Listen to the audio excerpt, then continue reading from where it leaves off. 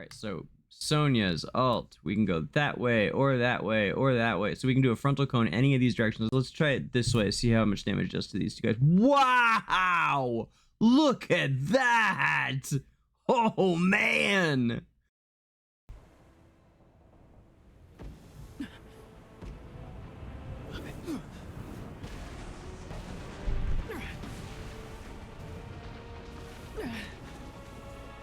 I'm busy.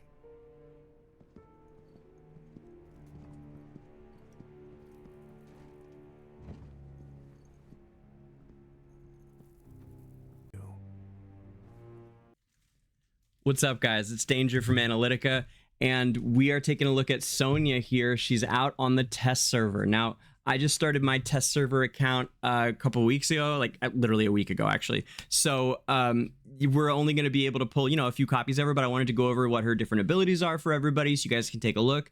If you would like to play on the Vietnamese test server with us, we call it the test server, but it's actually the Vietnam server. Make sure you join the DangerGrey Disco. You can find it in my announcements. I let everybody know how to do it, and we've got a little guild going on there of friends and fans that are all playing together on the test server now. So let's take a look at what Sonja has here. And if you like lore content, don't forget to like and subscribe for me, and check out the Sonja lore story coming out later this week. Look at that. That's so cool. She throws her jacket on. Apparently, I'm the last person to notice the background for Raid Up recruitment is characters' ultimate videos. Had never noticed that before. Someone told me just like this weekend.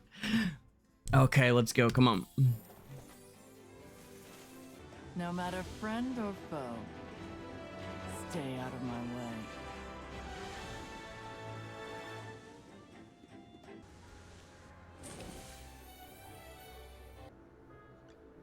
Tell me, did something happen? All right, so we're getting our first look at Sonja. Man, she looks fantastic. Excuse me. Oh yeah, oh yeah, excuse me.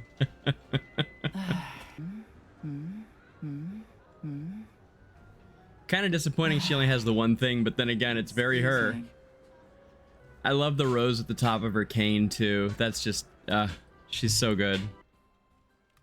So taking a look at her kit here, her kit is built around this Crimson Covenant idea. So she builds a covenant with two allies placed on her left and her right, prioritizing those in front over those in the back. Let me show you what that looks like really quick. It's easier to just show you. So when we start a battle, we've got Sonja here, right here. I'll allow you to surrender. And wherever she is standing, the allies that are adjacent to her on the left and right will be these roses on the battlefield. So that comes from AFK Arena too, where she gives out roses to her allies. They've kept that alive. It's great. So there are exactly A price. thanks, Thorin. There are exactly 6 tiles around a hero on this hexagonal chessboard that we play. So of the 6 tiles, only the front and back are not eligible for a rose. Then the side ones, as it says in the description, they will prioritize the heroes in front.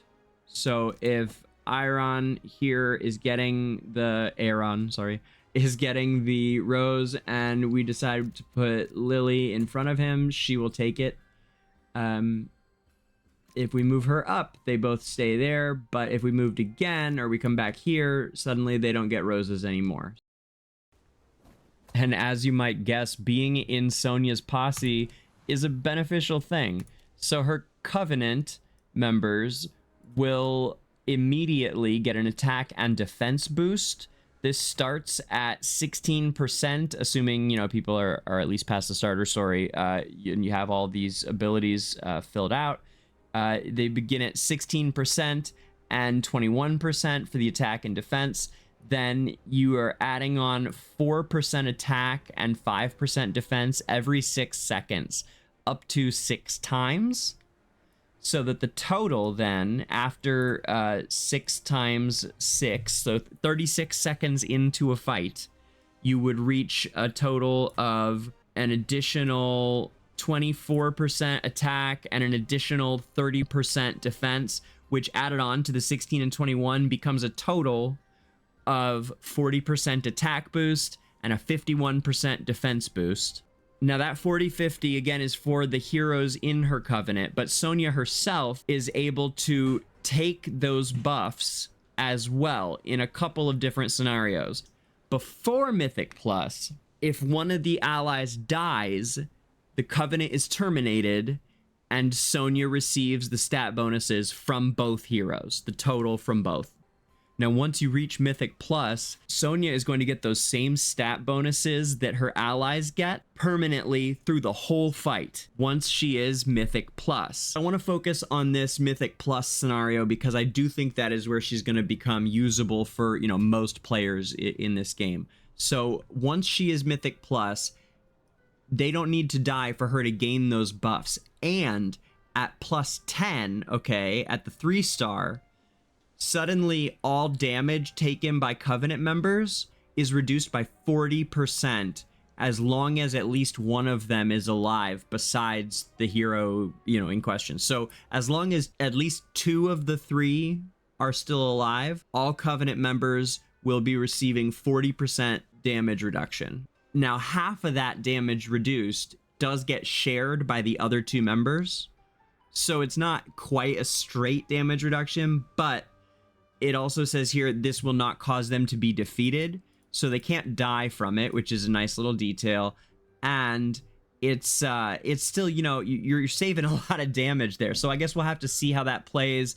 We'll see what situations it's useful in, where it might be less useful in others. But I do think that, you know, generally speaking, hard to argue against a 40% damage buff, even if half of it has to be taken by your pals. So that's the basics of Crimson Covenant, which is, you know, one of the core elements of Sonja's kit. It's that initial attack and defense boost to all 3 members, and then the steady gains every 6 seconds. Then you've also got her Stunning Reception, where she spins around and literally, I love this, she slashes enemies with that cloak. Each hit stuns enemies for 1.5 seconds. And finally, of course, her ultimate, which is a frontal cone attack. So it's this big, it's 3 tiles wide and 3 tiles long. Each one deals kind of a smaller amount of damage, but there's a lot of strikes in here, okay? It's 8 piercing strikes on a designated frontal area. Each strike also deals damage equal to 4% of the enemy's current HP. So 8 times 4, what's that? That's 32% of their HP?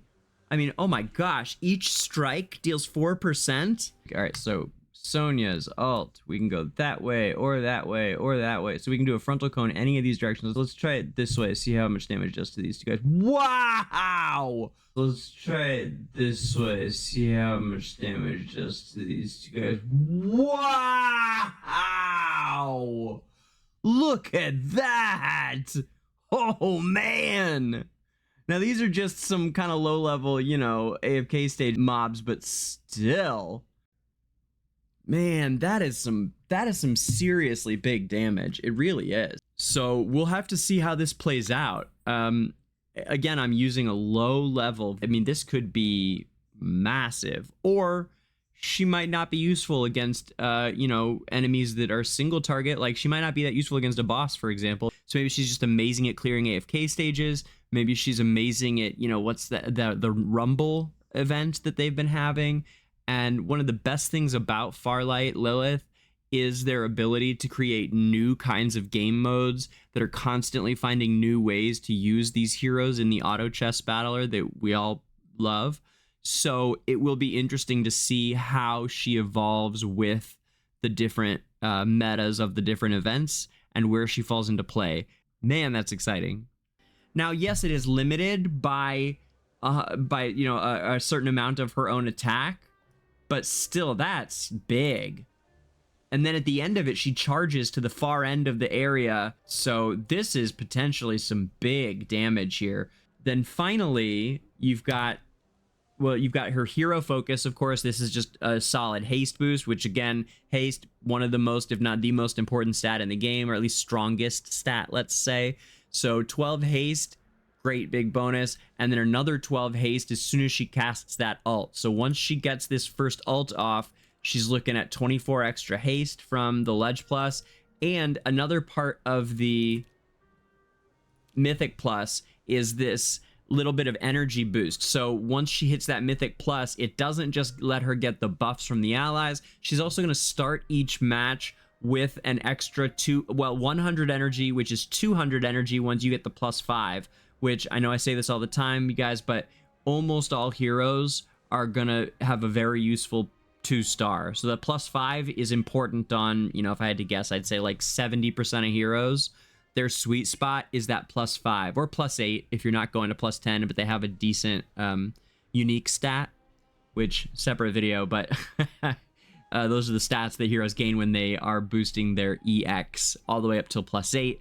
Then at +9 and +10 and beyond that, they don't get the extra stats anymore. So next time you're boosting your heroes EX up from 1 up to 8, take a look at the bottom stat or 2. Those are unique to each hero.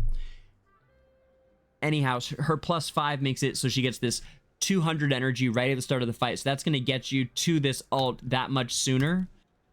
So she starts the fight out with this extra 200 energy boost. And then as soon as she gets that ult off, which will happen quicker, she gets these big stat boost stolen from each ally, as well as the extra 12 haste on top of the first 12.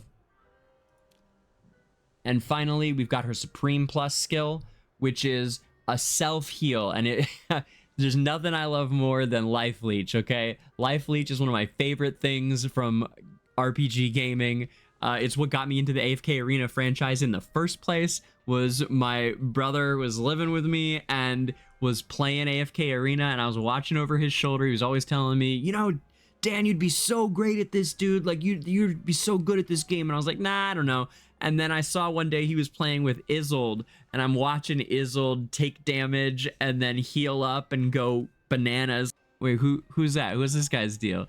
Isolde, of course, is the creature created by Silas, bit of a Frankenstein's monster from AFK Arena. I would love to see him in AFK Journey.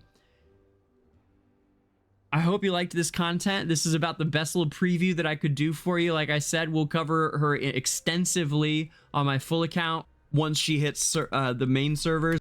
So that's it for the Sonja skills preview. I really hope that you enjoyed this content. If you did, please throw me that like and subscribe, and check out the Sonja lore story coming out later this week.